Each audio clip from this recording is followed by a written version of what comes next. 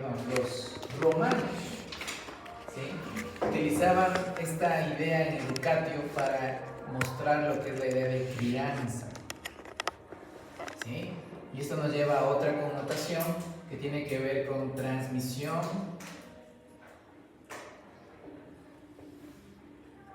de la forma de vivir, de la forma de vivir, y aquí ponemos una idea de generación en generación, ¿sí? Esa era la idea de educatio, ¿sí? La idea de transmisión de la forma de vivir de generación en generación. Los romanos tuvieron algo muy especial. ¿Y por qué fueron un imperio que conquistó o que estuvo en el auge durante muchos años? Porque se enfocaron en educar o en criar de la misma forma como ellos fueron criados. ¿Y de qué forma ellos fueron criados? Para la guerra. Eran preparados para la guerra. Si hacemos una pregunta en la historia o vamos a la historia y preguntamos, ¿cuándo un hombre era hombre en el aspecto, en el ámbito de los romanos? Cuando iban a la guerra. ¿Por qué? Porque estaban corroborando que la parte de crianza está bien hecha. Sabe cómo pelear, sabe cómo dirigir a un grupo, sabe cómo persuadir, sabe cómo direccionar. Entonces, en ese punto nosotros tenemos que tener clara esta parte de la crianza. Y la palabra paideia viene de una raíz, ¿sí? Esto es griego, tiene una raíz que es paidos, ¿sí?, que significa niño, ¿ok? Y tiene la misma connotación con respecto a la parte de crianza, ¿ok? Tiene la misma connotación. Entonces, si ustedes se percatan, la idea de educación o de educar tenía mucho que ver con crianza, y aquí metemos a una situación muy especial. Cuando hablamos de crianza, ¿en quiénes piensan?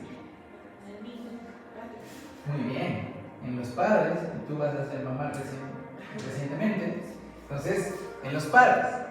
Cuando hay una presentación de un niño en una iglesia cristiana o en cualquier iglesia, no sé si lo hacen en el adventismo o en el catolicismo romano, no lo sé. Bueno, el catolicismo lo hace con respecto al bautismo del infante, ¿no? Sí, pero en la iglesia cristiana les presentamos ante la iglesia, no hacemos nada más, simplemente se le presenta. Pero se le presenta con el enfoque no del bebé, porque el bebé no entiende nada. O sea, el bebé no sabe nada. O sea, por más que le eches agua, es decir, yo ni sabía que tocaba, ¿me explico? La pregunta es ¿por qué lo haces? Y ya se le deja consideración de estudiarlo, ¿no? ¿Está en la Biblia eso? Y ese es otro punto. Ahora, ¿por qué pongo esta parte de los padres? La crianza nunca estuvo enfocada en prioridad en un gran porcentaje en los espacios educativos. Estuvo enfocado en la casa. Totalmente. ¿Sí? Totalmente. No hubo otra idea de la educación. La mejor forma de educar era en el hogar. Lo que el padre le enseñaba, eso tenía que hacer el hijo. Por eso sale el famoso refrán o adagio de tal palo, tal, o de tal astilla, tal palo, no sé. Pero es la idea. ¿De qué? De que tú como hijo de dos seres vas a ser el reflejo de esos dos seres porque estás constantemente conviviendo con esos dos seres. ¿Estamos claros hasta ahí? Entonces, educación tenía mucho que ver con este aspecto de crianza. Todo, o sea, no hay, digamos que no podemos irnos a otro lado porque los romanos y los griegos nos manejaron desde ese punto. Ahora, ¿tuvieron espacios educativos? Por supuesto, tuvieron espacios educativos. Y es donde vamos a entrar en la parte de clásica. ¿Okay? Cuando nosotros entramos en la parte de clásica, ¿está entendido lo que es educar? Educar no solamente es transmitir conocimiento, educar no solamente es enseñar. Educar tiene que ver con formar a otra persona que va a hacer lo mismo que yo hago. ¿Lo ven de esa forma? Sí, vamos a los términos de crianza, a los términos de paidos, de padres, de todo esto, tiene que ver con formar a alguien que va a hacer lo mismo o mejor de lo que yo lo hago. ¿Sí? Y eso nos lleva a una situación. Antes de pasar a la parte de clásica, que va a unirlo ahorita con esta idea, estas dos palabras, ¿sí?, descansan en lo que querían lograr con el niño. Y esta palabra es la que todo este año escolar vamos a repetirnos. Formar en los pequeños virtud. El sistema constructivista, y eso lo vamos a ver en la filosofía, pero el sistema constructivista nos ha vendido algo equivocado con respecto a la educación. ¿Saben por qué? Porque únicamente el sistema constructivista está pensando en que esa persona se especialice. Ahora, antes de que me entiendan mal, no está mal la especialización, está mal el enfoque de la educación hacia la especialización. El enfoque de la educación no es la especialización, el enfoque de la educación es virtud.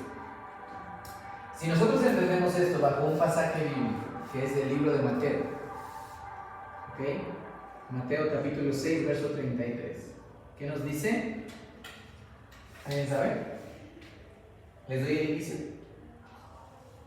Busca, dice, busca el reino de Dios, ¿sí? Y nos dice algo, todo viene por añadido,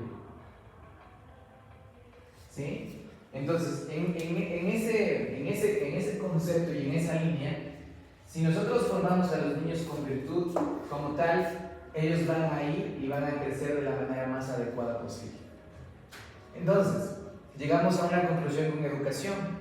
Los formaban transmitiendo la forma de vivir de generación en generación, enfocándose en que esas personas, esos niños tengan virtud, ¿sí? ¿Cuál es el problema de la idea constructivista?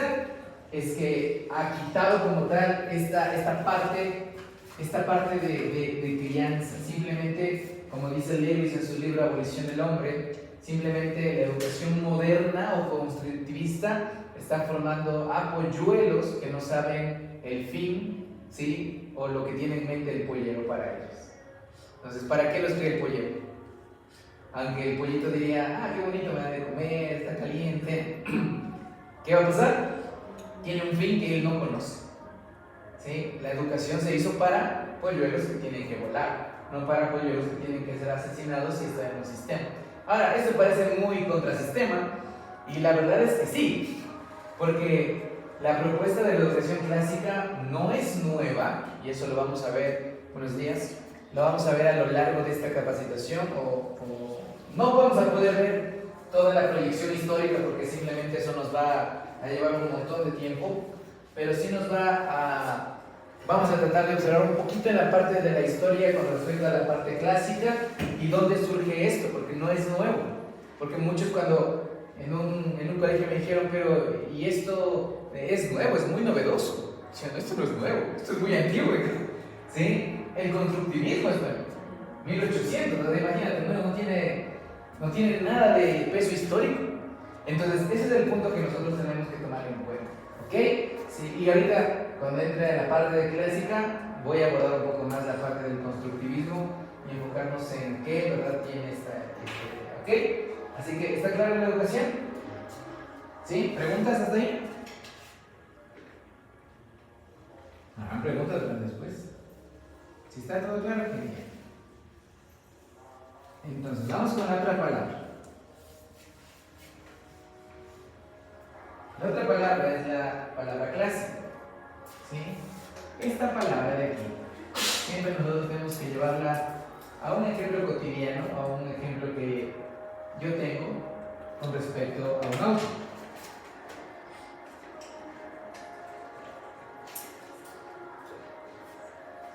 Cuando fui a una boda con un pastor, regresábamos en la noche y estaba lloviendo. Delante nuestro estaba un auto, una camioneta Datsun, ¿sí? No sé de qué año, pero era muy viejito. ¿Por qué sé? Porque el óxido se le veía, ¿no? Entonces era muy viejita y era de las camionetas. ¿Sí han visto una Datsun? Era de esas antiguas. El carro en el que íbamos era un Chevrolet Sail, muy bonito, era de color blanco, ¿sí? Pero fuimos detrás de esta camioneta y en un redondel, ¿sí? Nos chocamos. ¿Cuál es la venta que hacen ahora con respecto a los autos? Que tienen ahora deformación. ¿Han escuchado eso con los autos? No, yo. Porque ahora los autos cuando chocas apenas un poquito ya parece que fue un choque pero brutal, ¿sí? Es porque los autos actualmente tienen un sistema de deformación, es decir, se daña el carro, más no el integrante. Ahora, eso en cierto punto tiene razón y no, porque igual la parte íntegra del humano sí llega a ser afectada, ¿sí? Ahora, con esta parte de aquí, nos chocamos, ¿sí? En un auto muy nuevo y en un auto que era muy antiguo y clásico. Cuando nosotros nos bajamos o no, así. Ese fue el sonido, no fue más, les prometo. Cuando nosotros nos bajamos del carro, ¿sí? Toda la parte casi del motor con el radiador, toda la parte del foquito, ¿sí? Toda esa parte estaba destruida. Toda. ¿Y la Datsun qué creen que estaba? No tenía ni creo que tenía una limit, ¿sí? No tenía nada. La pregunta es, ¿por qué la Datsun aguanta tanto y por qué el carrito nuevo, o sea, casi tocó darle por baja total cuando fue un choque muy básico, ¿no? Y el punto es por el aspecto del material. Ahora utilizan un material que lo venden como deformable, ¿sí? Pero el hecho como tal es que es un material, un tipo diferente, un material muy diferente, y el material que se construye en los anteriores autos es mucho más denso, mucho más duradero y perdura, ¿sí? Perdura. Entonces se choca y ¿qué pasa? Aún puede continuar. El otro carro en cambio que lleva en grúa. ¿Ven la diferencia? Ahora, si tú te pones a pensar en el aspecto de la educación clásica, ¿sí? La educación clásica es como un buen auto clásico que es preservado en el tiempo. Entonces, si nos vamos a la idea de clásica, ¿sí? Nosotros tenemos que entender este concepto desde aquello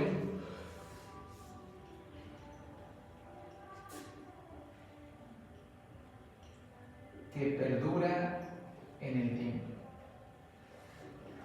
¿Ok? Aquello que perdura en el tiempo, y voy a añadir algo aquí, y vale la pena aprender.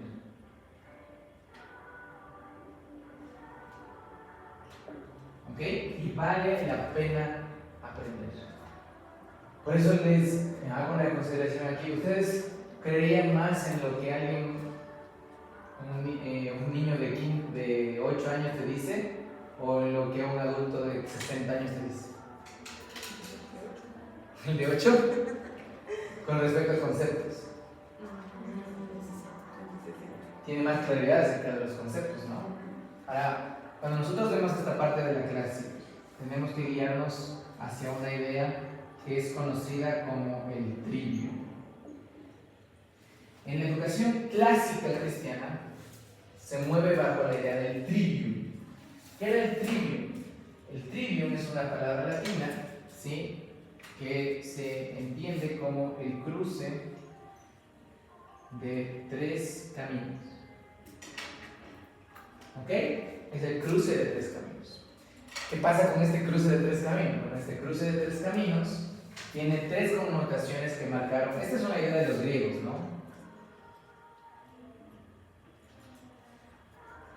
¿Ok? Una idea de los griegos. Aunque no fue de los griegos en su totalidad, sino que la tomaron de otra idea que ahorita voy a mencionar, ¿sí? Pero, como dice 3 caminos, se divide en 3 áreas que marcaron el sistema educativo, ¿sí?, en la parte de la educación de los griegos o de la filosofía. La primera era la parte de la gramática.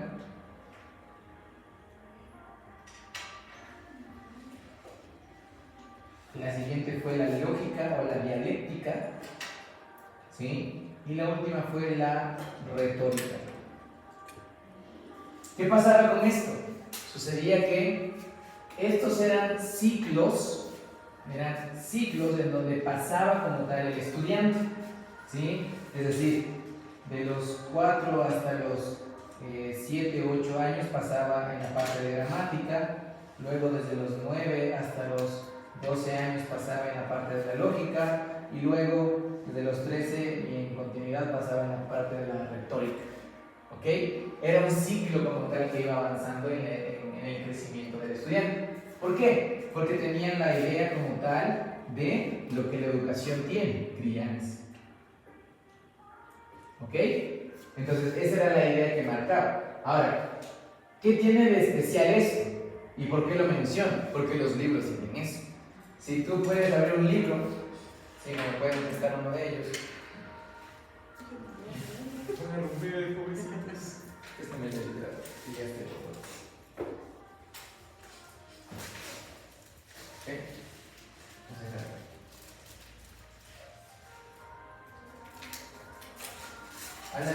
Alguien que estoy sin mi reloj a las 9:15 9:20 me avisan, ¿ya?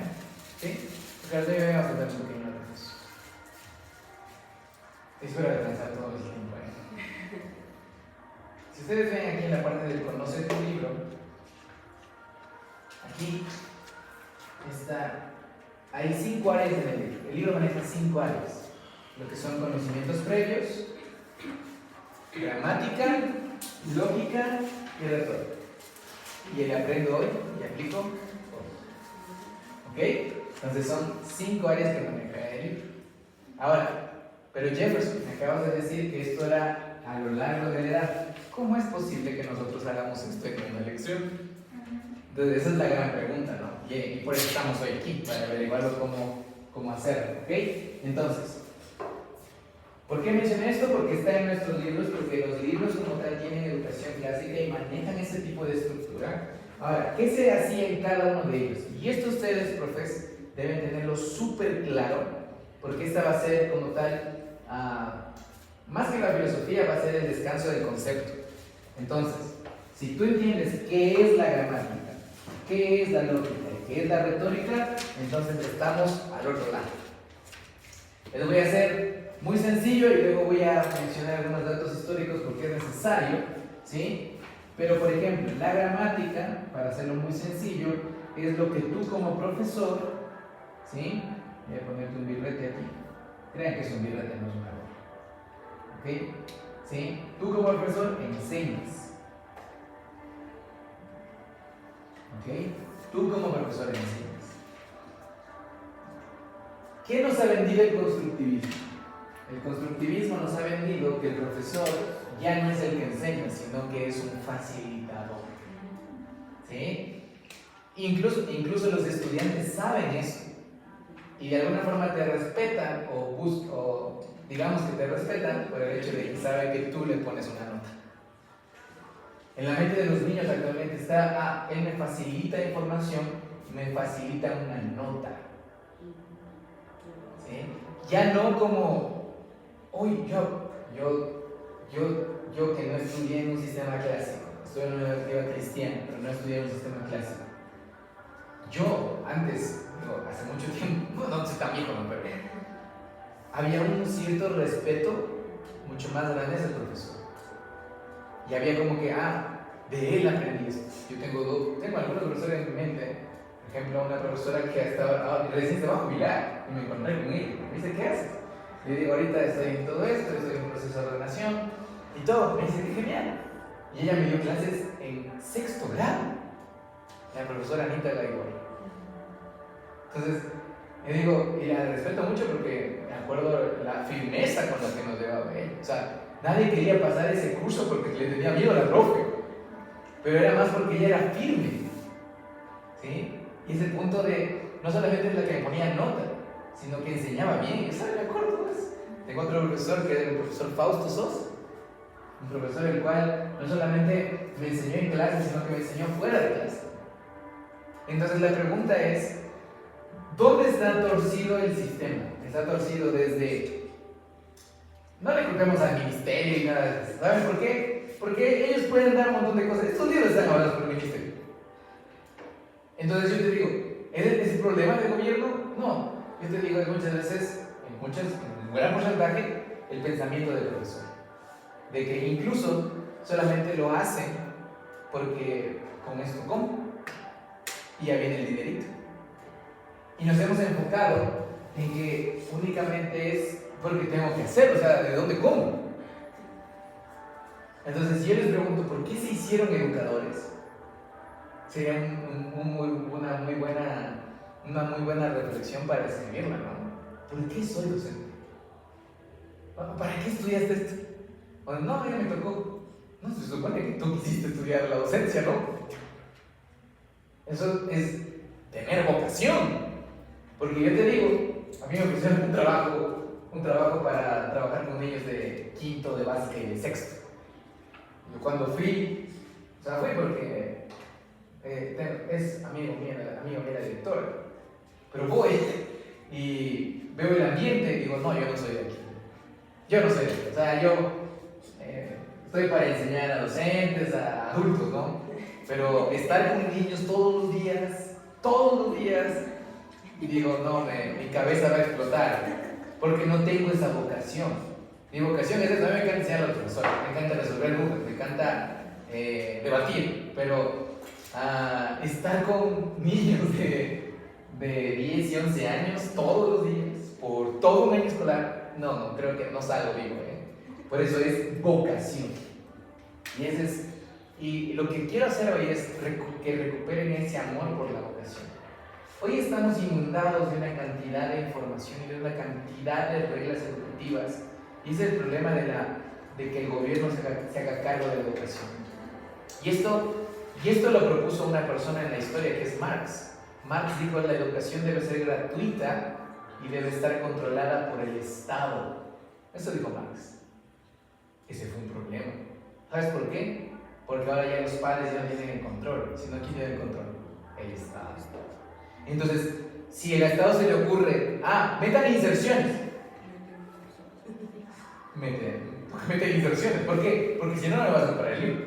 Hablando de editorial. ¿Sí? Entonces, se le ocurre algo, toca meterlo. Y ese es el problema. Cuando ustedes puedan, investiguen el famoso Vela mi salud. El Vela mi salud es un saludo que fue promovido por el gobierno de los Estados Unidos, en donde se dijo a las unidades educativas que todas las mañanas, todos los días tenían que levantar su mano derecha y jurar como tal hacia la bandera, porque era el Estado quien les daba la educación. Y hacían este gesto. ¿A quién parece? Pero aquí también no se aplicó ya este año lectivo. ¿De qué? Porque pusieron la normativa de que todos los días lunes debían izar la bandera. Exactamente. ¿Pero de dónde se propuesta? O sea, ahorita no hacen como Hitler, ¿no? Pero se nos ha vendido la idea, incluso para nosotros. ¿Qué hacíamos en la mañana los días lunes? Pero lo cantábamos porque nos han enseñado símbolos de respeto a las autoridades y todo. Pero viene de una idea en la cual era adorar como tal al Estado, porque el Estado es el quien te daba la educación gratuita. Pueden investigarlo, el Vela mi salud. Es muy interesante esa historia que yo leí y me volví. Dije, no puede ser. He hecho algo lo cual se tomaba en perspectiva con respecto a una adoración hacia un Estado. ¿Sí? Pero surge el Vela mi salud. Entonces, esta es la idea con respecto a lo que venimos marcando. Entonces, la gramática enseña, entonces la pregunta es, ¿qué hace la lógica? La lógica marca un debate, ¿sí? En donde el niño analiza, reflexiona y conversa. ¿Con quién crees que conversa? ¿Con sus amigos? Sí, pero ¿con quién crees? Con el profesor. Dialoga con su docente los conceptos que han sido expuestos en la enseñanza. ¿Sí? Es ese cambio de información por medio de actividades, es ese cambio de información por medio del docente y también indagar en poder sacar más del estudiante. ¿Sí? Entonces, por lo general, ¿qué hacemos a veces yo les digo a los profes, ven la lógica y, por ejemplo, nosotros hemos puesto en la lógica algunos ejercicios o algunos completos. Lo que hacen los profesores, mira, tengo doble actividad, tengo lógica y tengo retórica. ¿Sí? Entonces, la lógica, harán esto aquí, ya regreso. No.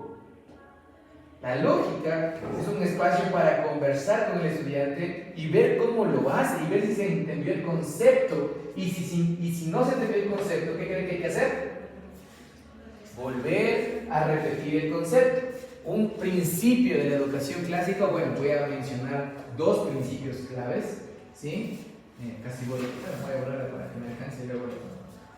¿Sí? Dos principios.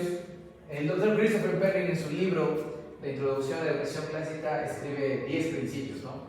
Yo voy a mencionar dos, que son muy importantes para esta parte de aquí de la lógica. El primero, como tal, es el famoso festina lente.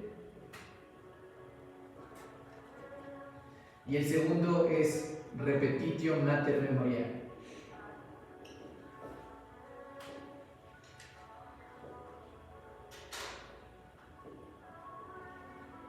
¿Sí? ¿Qué significa eso? Festina es una contrariedad, porque significa avanza, o sea, apresúrate despacio. Pues digo que es una contrariedad, o sea, ¿cómo? ¿Me apresuro o voy despacio? La idea es que tienes que avanzar con el conocimiento, pero despacio. Es decir, si hay que volver a repetir esto, o esto, o esto, se vuelve a repetir. Ahora, pero necesito cumplir con un currículum, ¿no es cierto? Entonces, ahí vamos con el tema de la lógica. La lógica es para hacer festina lente, es decir, para volver a recapitular tu enseñanza, pero ya en conversación con el docente. ¿Sí? Contéstame. ¿O no? ¿No es de aquí? ¿No? Entonces, esa es la idea que marca como tal la idea, la parte de lógica, festina lente. ¿Y quién creen que es repetitio mater memoriae? La repetición es la madre de la memoria. Y ya les digo por qué, con respecto a la historia de lo clásico. ¿Sí? Ahora les voy a mencionar esto. Pero está clara esta parte de la lógica, no es un espacio de actividad para el niño, aunque lo es, pero no es para dejarle solo, es para dialogar con el profesor. Y la retórica tiene que ver con expresión.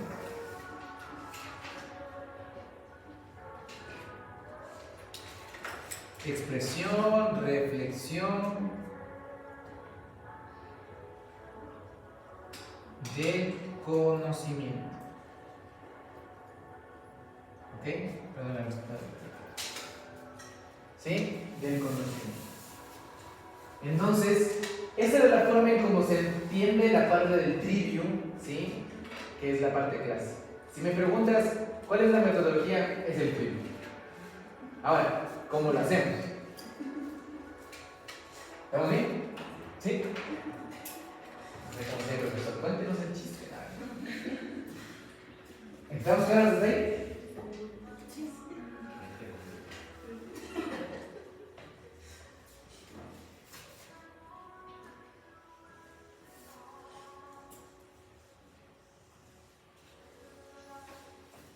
A ver, ahora sí, ¿dónde surge todo esto? No surge en los griegos la tomaron, surge como tal en las famosas sinagogas. ¿Saben qué eran las sinagogas? ¿Alguien?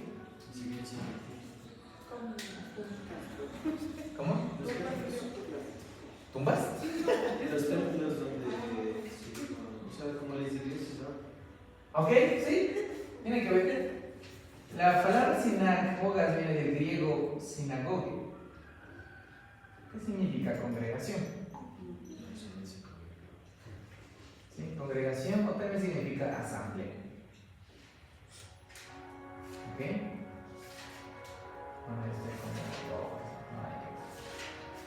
¿Ok? Ahora, ¿dónde surge esto? ¿Alguien sabe en la historia dónde surge? ¿Dónde surge la sinagoga? ¿No?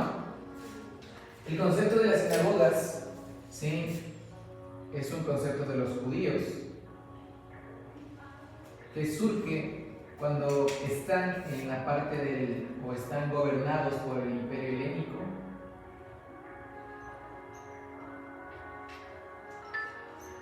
Los judíos o los israelitas tuvieron, digamos que, 4 conquistas importantes: los babilónicos, los medo-persas, los griegos o helénicos y los romanos. ¿Ok?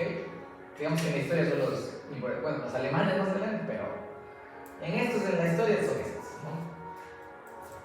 ¿Qué pasó en el imperio helénico? Los griegos no solamente conquistaron en la parte de poder, sino que llegaron a conquistar como tal en la parte de cultura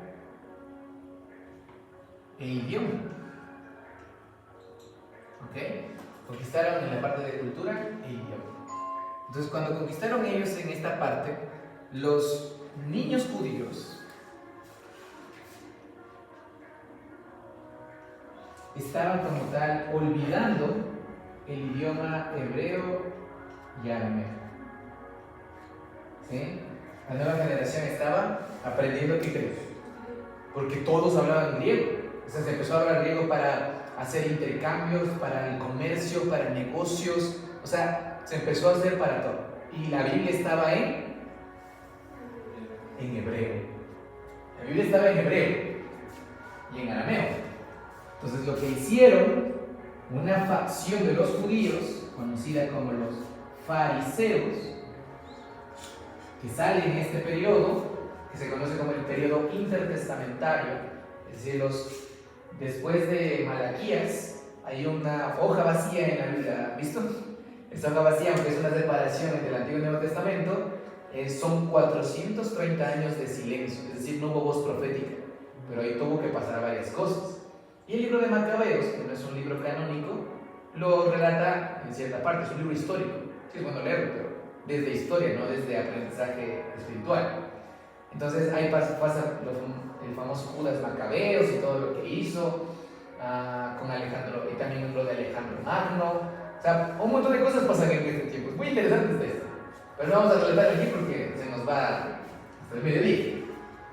Pero en toda esta parte nace una facción de los fariseos, que los fariseos fueron como tal celosos de la ley. Pero como celosos de la ley, estaban viendo que los niños estaban olvidando esto de aquí, y por ende, cuando ellos leían la Torá o la ley o el Pentateuco o todo el Antiguo Testamento, los niños ya no estaban entendiendo absolutamente nada. Una, porque hubo una mezcolanza con respecto a cultura, ¿sí? Es decir, los judíos se unieron con griegos, o sea, un montón de cosas. La raza judía desde el Éxodo ya no es una sangre pura, ¿sí? ¿Por qué? Si ustedes lo mencionan nada más, Éxodo capítulo 12 dice literalmente que cuando salieron de Egipto, dice que salieron los judíos y también salió una multitud mixta. ¿Qué quiere decir eso? Que se mezclaron. O sea, los judíos llegaron a mezclarse, y por esa razón yo Jefferson Di Luisa, considero que no hay un judío puro, porque se mezclaron. O sea, ¿te imaginas? O sea, no hay un judío puro, así digamos, de cepa, no. ¿Sí? ¿Por qué? Porque es simplemente una mezcla. Ahora, en toda esta parte, los fariseos, como celosos de la ley, los niños que no estaban aprendiendo, ellos evocaron algo o promovieron algo. ¿Y por qué se popularizaron tanto los fariseos? Que no es una palabra que encontramos en el Antiguo Testamento, sino que aparece en el Nuevo. Se popularizaron por la descentralización del templo.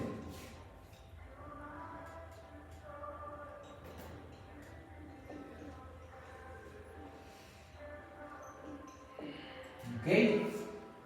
Llevaron la adoración del templo a hogares. Y eso lo llamaron sinagogas. Era la descentralización del culto. ¿Ok? Entonces, por muchos años el culto se podía celebrar únicamente en el templo. Pero los fariseos vieron esta parte que estaba olvidando, y ¿qué hicieron? Promovieron las sinagogas para que puedas tú estudiar en tu casa como tal, tener un tiempo de culto en tu casa o en casas reunidos entre algunos. Esto nos lleva a otra parte en donde la descentralización del templo, los judíos y los fariseos con los saduceos lo motivaron para llevar a la educación a los niños pequeños. Las sinagogas no solamente eran un centro de adoración o un centro de culto, sino que se convirtió en un centro de educación. Y surgen dos escuelas judías muy famosas, la escuela judía de Hillel y la escuela judía de Shammai. Dos escuelas muy importantes, pero ¿qué se hacía en estas escuelas? Es la gran pregunta. ¿Por qué menciona todo esto?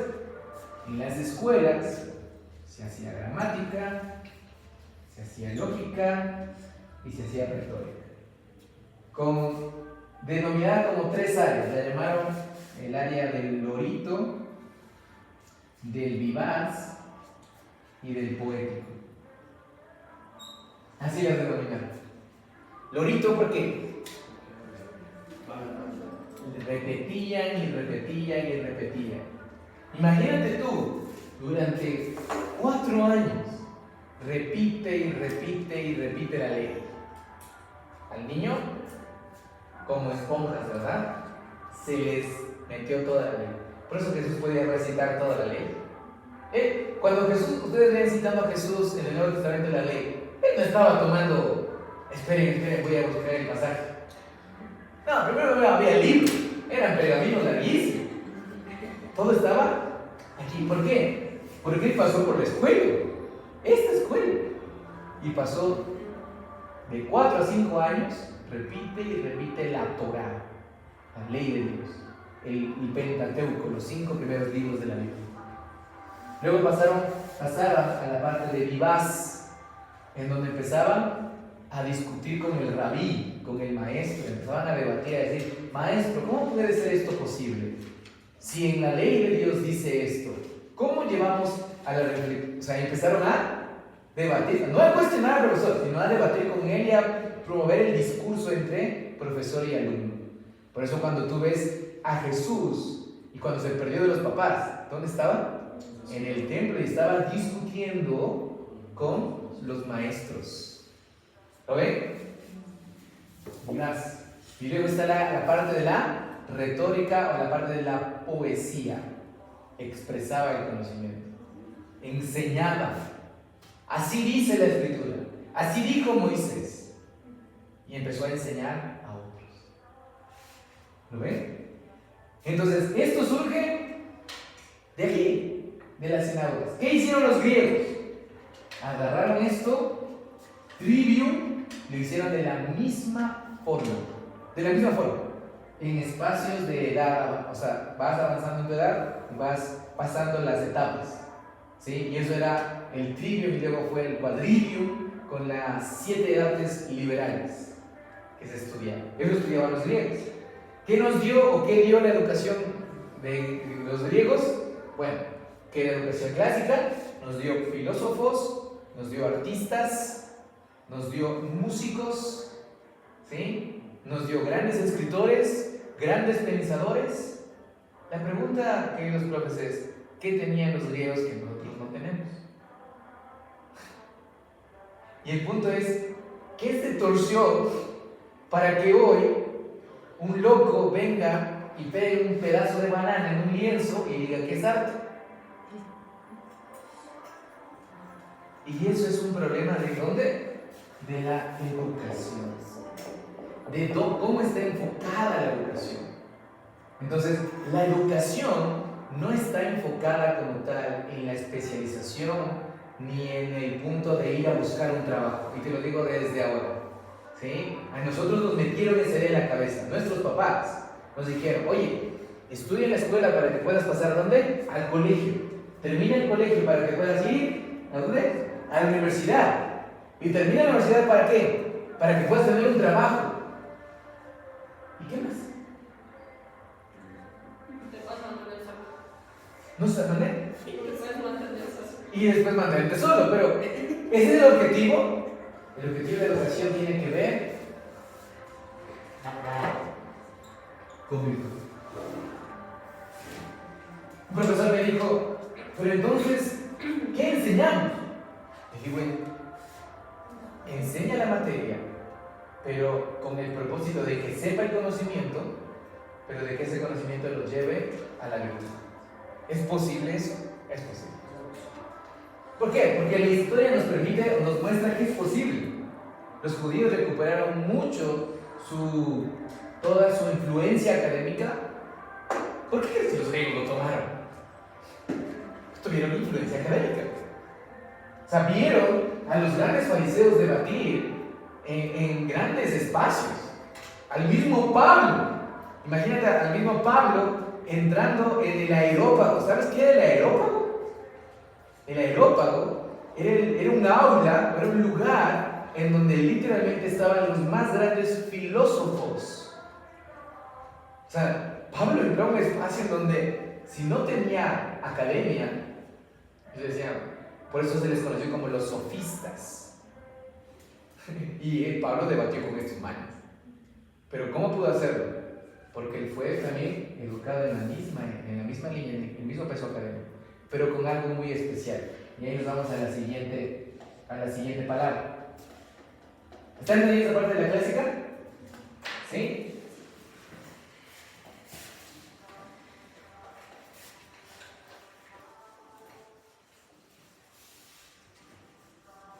¿A dónde la llevaron todo esto? ¿Y por qué Pablo fue, digamos que, muy especial en toda esta área de educación? Considerado uno de los mejores fariseos por la parte de la palabrita cristiana.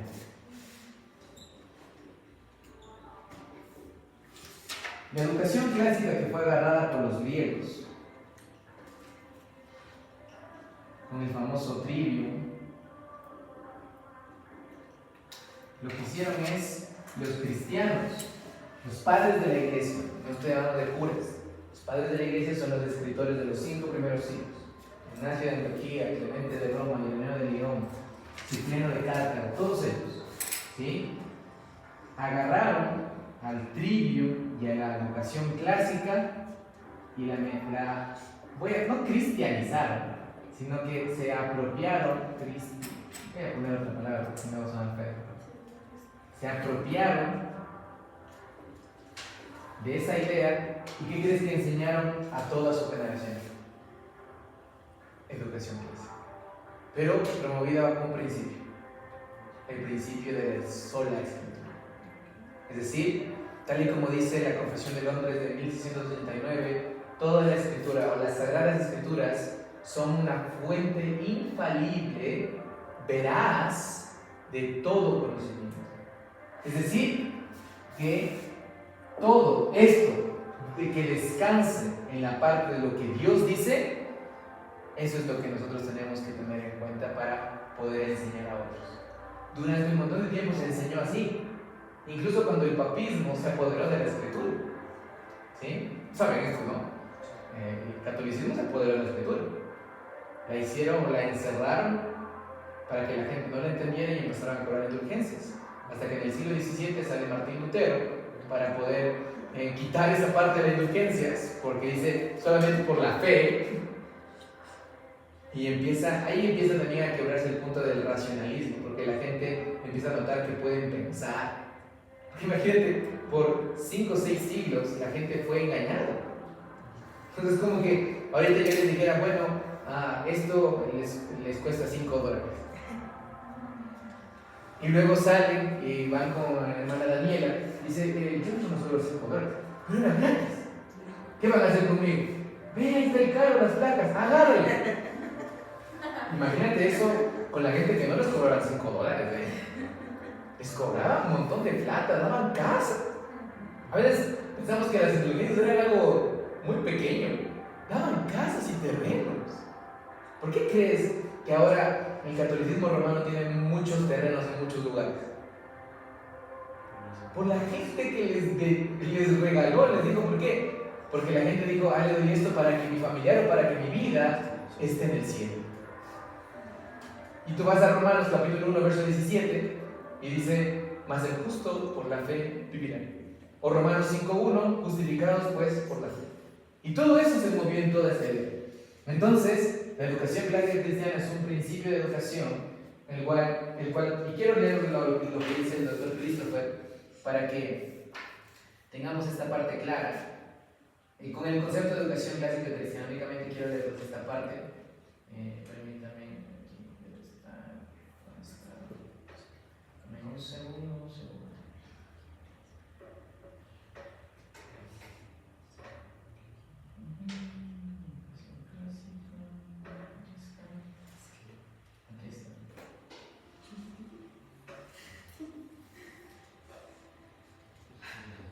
Este concepto de aquí.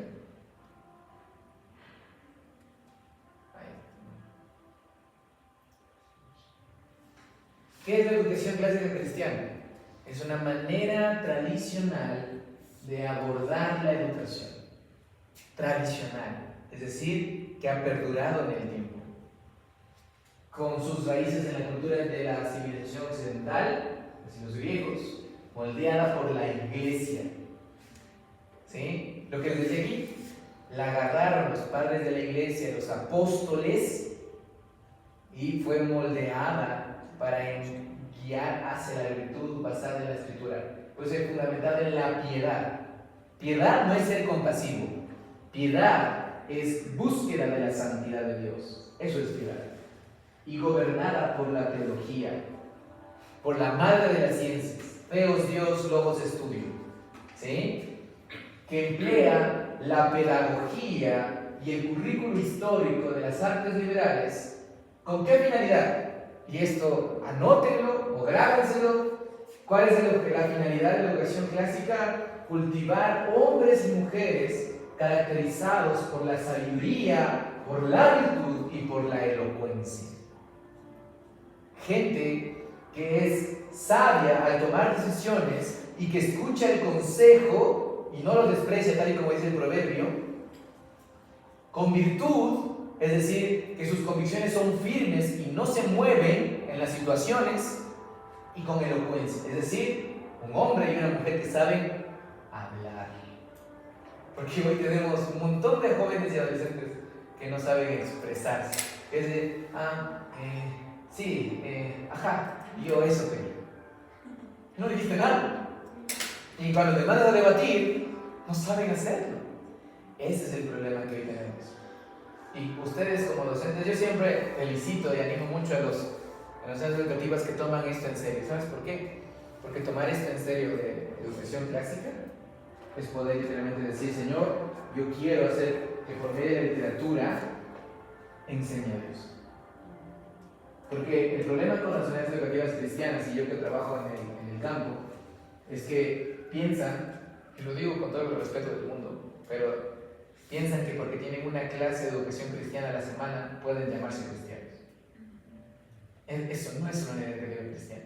Eso es una unidad educativa que tiene una clase de religión. Como la católica.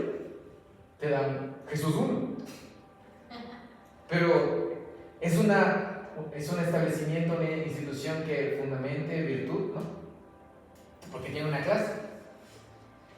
Entonces no pensemos que porque... y es lo mismo con el cristiano. Yo soy cristiano porque trabajo en un lugar cristiano. No. Ser cristiano va a dar frutos. Ser cristiano va a mostrar que eres cristiano. ¿Sí? Entonces, ese es el punto que nosotros tenemos que tener claro y en cuenta. ¿Ok? Entonces, ¿está claro en esta parte? ¿Hay alguna duda? ¿Hemos entendido qué es la educación clásica? Quiero terminar con esta primera parte con la filosofía.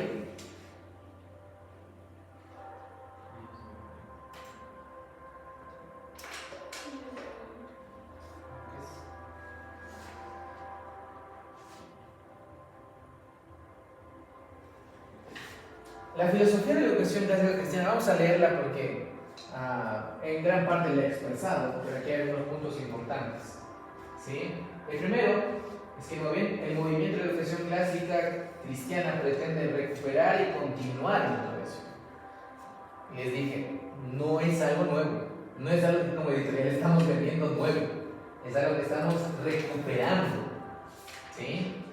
Y que tratamos de recuperar el valor del docente y el valor del niño. Por eso les dije, quiero que, aunque parezca un poco como pretencioso, pero quiero que recuperen su amor por la docencia. Porque muchos lo han perdido. Muchos están aquí porque les toca estar aquí. ¿Me explico? Y la pregunta es, como les dije, ¿por qué te hiciste docente? ¿Sí? No, es que ya no había más carreras. O sea, bueno, Dios te ha llevado en su providencia que seas docente. Pero ahora, ¿cómo puedo yo utilizar esto para edificar a otros? Y el punto es que la docencia tiene el campo más abierto para edificar a otros. Campo abiertísimo para edificar a otros. ¿Ok? La educación se define ante todo por el telos y no por el método. ¿Qué es telos? La palabra telos significa fin o propósito o meta. ¿Cuál es el telos de la educación cristiana clásica? ¿Cuál es el telos? Ya les dije. ¿Cuál? Dios. La virtud. Muy bien. ¿Cuál es su nombre? ¿Brian? Sí. Muy bien, Brian lo ha dicho bien. El fin de la educación clásica cristiana es virtud. Ahora, esto no solamente tenemos que decirlo, sino tenemos que creerlo. ¿Ok? Si tú no lo crees, ahí estamos complicados. Yo les he mandado a hacer como una pequeña tarea a todos los docentes, y es que pueden escribir una hojita, imprimirlo, hacer un diseño como ustedes quieran, ahora hay tantas formas de hacerlo, pero que escriban: soy un maestro clásico y quiero educar en virtud. ¿Sabes dónde lo vas a pegar? Donde pasas más. ¿Dónde pasas más? Pues ¿por dónde siempre pasas? Por tu cuarto, por tu estudio, pero por donde siempre pasas de ley, por la red. La red que siempre la abres, ¿eh? ¿Y qué vas a hacer al abrir? O sea, de ley toca ver el red. ¿Cómo vas a...? Tienes que ver y decir: ah, mira, te recuerdo, soy un maestro clásico y Dios quiere que enseñe virtud. ¿Ok? Entonces se define ante todo por el telos, y no por el método. La educación, queridos profes, no debe ser, el método no es lo importante, sino el propósito. El método la idea ya le hemos dado en la siguiente parte, la vamos a afirmar, pero el método como tal es lo que ha perdurado en la historia y lo que vale la pena aprender. No voy a enseñar nada de lo que no vale la pena aprender, y eso yo lo tengo claro y es mi convicción. Entonces, la pregunta es: ¿para qué educamos? ¿Formamos únicamente estudiantes para que vayan a la universidad o para que sean personas con virtud? Bueno, tenemos que cambiar nuestro chip, porque a nosotros nos enseñaron así. Yo estudié para ir a la universidad, e incluso muchas veces hemos mencionado: oye, estudia para que te vaya bien a la universidad. No, estudia para que seas un buen hombre con sabiduría, con virtud y con elocuencia. Eso es lo que debe estar en nuestra mente. Y todo vendrá por añadidura. Si tenemos un hombre y una mujer con virtud, con sabiduría, con virtud y con elocuencia, ¿qué crees que va a pasar? Va a tomar decisiones sabias, virtuosas, y va a poder expresarlas de una manera adecuada. No va a tomar decisiones por emocionalismo, sino por convicción y por claridad de ideas. Pero ahora tenemos un montón de adolescentes que toman decisiones muy emocionales. Muy emocionales. O sea, una niña les deja y están llorando a poco también. Y quieren matarse. ¿Ves el conflicto que hay en la mente de los niños y adolescentes ahora? A veces pensamos que las actitudes de ahora y que yo he visto ahora que los adolescentes no saludan. Y yo digo: no soy viejo, pero soy mayor a ti. Mi mamá me decía, una vez que no saludé a un mayorcito, me habló durísimo. Y una vez que dije buenas, me dijo: ¿buenas qué? Así en frente del Señor. Yo así, buenas tardes. No, tenía un conflicto en que no podía diferenciar cuándo era día y cuándo era tarde, así decía bueno. Pero ¿cachai? Pero eso es lo que pasa. Pero ahora yo paso en los planteles educativos. Yo entro y es como que... Pero es que eso también lo aprenden de los maestros, porque ven que los maestros no saludan. Exactamente. Tienen que saludarse, y eso vamos a hablar en la siguiente parte, el ambiente. Vamos a hablar en la siguiente parte. ¿Ok? El otro es: la educación clásica cristiana da por sentada la realidad. Profes, la educación no comienza cuestionando si la verdad existe, sino literalmente asume ya que hay una realidad sólida y relevante. Nosotros no inventamos el agua tibia. Los conceptos que están aquí es un concepto que ha perdurado en la historia. Yo no puedo inventarme cuál es el concepto del invertebrado. Es un animal que no tiene una columna vertebral. Pero eso lo encuentras en un libro del mundo, por así decirlo, secular, o de cualquier editorial que no tiene principios cristianos, o en este. O sea, no es algo que 2 más 2 no cambia aquí. No está cristianizado 2 más 2, por si acaso. Es el mismo. Pero el punto es: ¿cómo por el 2 más 2 pueden aprender de Dios? Esa es la pregunta. Porque si consideramos que Dios es el dador de todo, entonces todo debe estar influenciado por Él. Lewis dice lo siguiente en su libro, les animo a leer este libro, La abolición del hombre, es muy bueno. Dice: lo que es común a todos ellos es algo que no podemos descuidar, es la doctrina del valor objetivo, la creencia de que ciertas actitudes son realmente verdaderas y otras realmente falsas, respecto al tipo de cosas que es el universo y al tipo de cosas que somos nosotros. La subjetividad nunca va a vender nada, porque es subjetivo, es tu propia realidad. Nosotros no tenemos que enseñar nuestra propia realidad ni permitir al estudiante que promueva su propia realidad. Tenemos que decirle cuál es la realidad. ¿Sí? Pongo un ejemplo claro. Por ejemplo, ahora que estamos en la idea del progresismo, estamos en el progresismo, una idea absurda es la ideología de género. Que como tú te sientes, puedes entonces ser. Bueno, sentir no es objetivo. Yo hoy siento el dolor de panza. Y por eso entonces no voy a dar la clase. Porque siento que no puedo darla. Pero no, tengo que ser objetivo. Tengo que darlo. Y bien, no menos porque me sienta mal. ¿Me explico? Eso es objetivo. Pero si yo voy a mis sentimientos, y eso lo digo y me quedó muy claro, cuando en una clase de filosofía que yo estuve con mi profesor, yo levanté la mano tontamente y le dije, hice una pregunta y le dije, yo siento, en ese ratito me cayó. Y me dijo, tú no sientes nada. Tú piensas y argumentas. Y tiene toda la razón, porque mi sentir es subjetivo. ¿Sí? Mi esposa siempre muere de frío cuando hace sol. Digo, pues que yo siento que hace calor, pero ella siente que hace frío. Pero está haciendo sol, ¿qué sería objetivo? No estar con saco, ¿verdad? Pero ella siente algo diferente a lo que yo siento. Ahora, en ese punto, ¿cómo vamos a la objetividad? ¿Cómo buscamos la objetividad? Buscamos la objetividad en todo aspecto bajo la guianza de la escritura. Entonces, si la escritura me dice que no debo hacer eso, ¿debo hacerlo? No, pues. O sea, si tomamos la escritura, a la Biblia, como la centralidad y la base de todo aspecto de decisión moral, entonces ahí debe descansar todo. Entonces, si la Biblia me dice negro, es negro. Y si es blanco, es blanco y se acabó. Ahora, y Jefferson, ¿qué pasa con...? Y puedo aquí solamente sobre la indagación, ¿no? ¿Qué pasa con los tatuajes? ¿Está en la Biblia? No, no está en la Biblia. No hay ningún pasaje. Levítico no es un libro para no hacer tatuajes, por si acaso.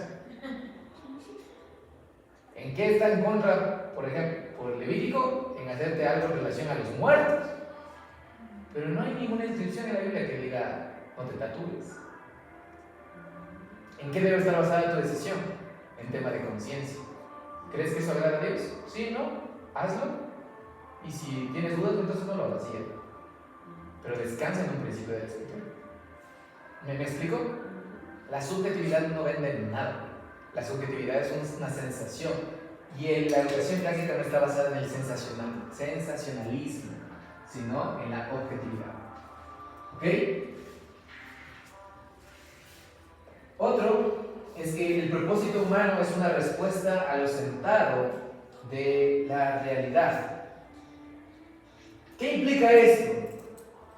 Formar al estudiante, queridos profes, no es darle la libertad absoluta de descubrir quién quiere ser, sino enseñarle quién es según Dios.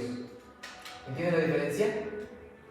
El constructivismo nos ha vendido de que descubre quién quiere ser. ¿Sí? Eso es lo que nos ha vendido el constructivismo.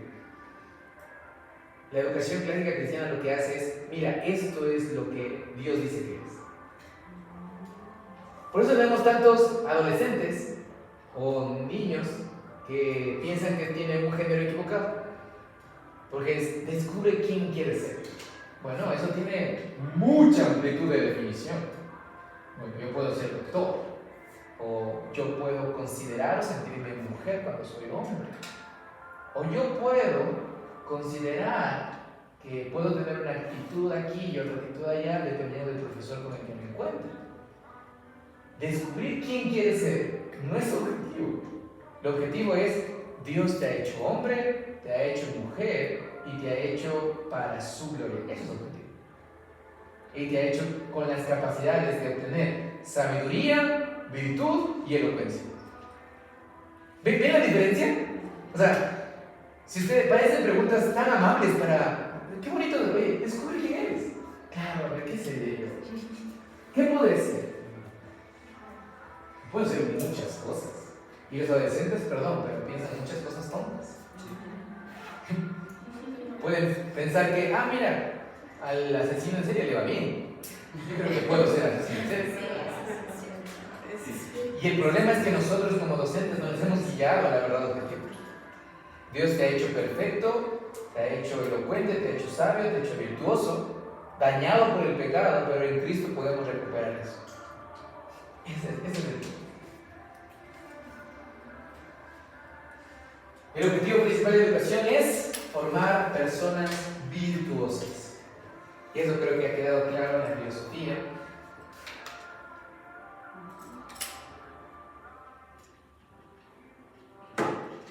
¿Sí? Dice, y quiero leer para aclarar esta parte, lo que dice Aristóteles con respecto a la virtud de un caballo. Mira lo que dice. Toda virtud hace que sus poseedores estén en buen estado y desempeñen bien sus funciones. La virtud de los ojos, por ejemplo, hace que los ojos y su funcionamiento sean excelentes, porque hace que veamos bien. Del mismo modo, la virtud de un caballo hace que el caballo sea excelente y por tanto bueno para galopar, para llevar a su jinete y para mantenerse firme frente al enemigo. Si esto es así en todos los casos, la virtud de un ser humano será igualmente el estado que hace bueno a un ser humano y le hace desempeñar bien su función.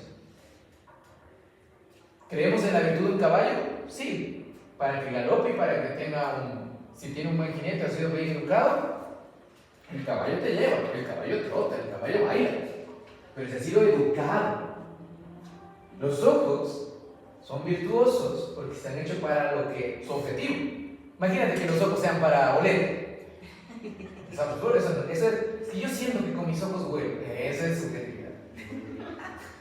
No, la nariz hizo para oler. Con los ojos ves. Imagínate que tus ojos no tengan la virtud de eso. Entonces estás en oscuridad y no puedes ver. No sirve, o sea, voy a decirlo, tal vez suene grosero, pero no puedes ver, o sea, no sirven tus ojos. Y no tienen la virtud de ver. ¿Sí? Y por eso Aristóteles decía, si el humano no es formado en virtud, entonces simplemente no sirve. O sea, Aristóteles llega a esa conclusión. Si ustedes leen bien, dice, si el humano no es formado en virtud, en ser sabio, elocuente y virtuoso, entonces no ha sido educado bien en lo que él puede ser. Sexto, la educación es intrínsecamente religiosa. Ahora, esto no quiere decir que toda educación hable explícitamente de Dios o incluya una oración, sino que la educación como tal va a responder siempre a las grandes preguntas que son profundamente religiosas. ¿Sí? La educación siempre va a responder a todas las preguntas de religiosidad, basadas en un principio de clásicos, es decir, desde lo tradicional, objetivo y claro. ¿Ok? Profesores y alumnos deben respetar la sabiduría del pasado. Y esto lo dijo Chester, ¿no? En un artículo que habla acerca sobre la tradición del muerto. Y dice, nosotros hemos desvalorizado la tradición de un muerto porque está muerto. Y valoramos más de la que están vivos, llamándola como la democracia de los vivos. Hacemos caso más a los que hoy están vivos, porque están vivos más que lo que los muertos dijeron, cuando tienen más valor fundamental en la historia. Es decir, hemos olvidado a los grandes escritores, a los grandes poetas, a los grandes libros, por la facilidad o porque simplemente están muertos. Eso dice Chester. Y es como, es la realidad, hemos abandonado lo tradicional. Mira lo que dice la historia en Antioquía. La cultura clásica no conocía ninguna necesidad romántica de hacer todas las cosas nuevas, de olvidar el pasado y ser original. La educación clásica no ve importante ser novedoso, ve importante mantener lo clásico, mantener lo tradicional. Una profesora me preguntó, ¿entonces ya no habrá innovación educativa? ¿Ya no podremos usar la tecnología? No es eso. Puedes usar tecnología, puedes usar aquí la televisión para enseñar, pero ¿cuál es el objetivo? Virtud. Puedes usar todas las innovaciones educativas, pero tienen que tener el objetivo de enseñar virtud. 8. Y con este terminamos. No, uno más y terminamos. El curso de estudio debe ser ordenado y preciso. Es decir, vamos en crecimiento. ¿Ok? Vamos en crecimiento del conocimiento. Por esa razón, terminamos diciendo que la educación es útil porque es buena y no buena porque es útil. ¿Entienden este concepto? Quiero que reflexionen en este concepto en este tiempo de receso en cuarto capítulo. Anótelo y reflexionamos, ¿ok? La educación es útil porque es buena y no buena porque es útil.